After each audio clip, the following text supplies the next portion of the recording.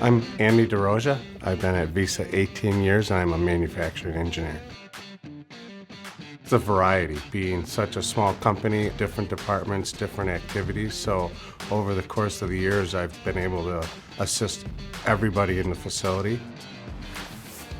Just getting some of those newer products developed was really neat. From the old fluorescent stuff into the newer LED technology and how fast that transitioned, and some of the technology we had to develop to make the LEDs work in heat management and all that.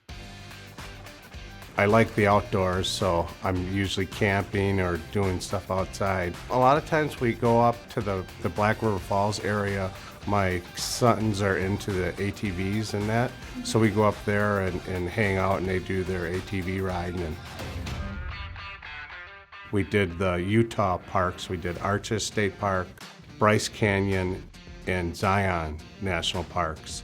And when we were in Mohawk, we were able to rent a guided U-Drive Jeep tour for an afternoon. And they let you drive the vehicle and you follow a guide through these pretty crazy off-road parks. So it was really neat to drive this really built-up Jeep.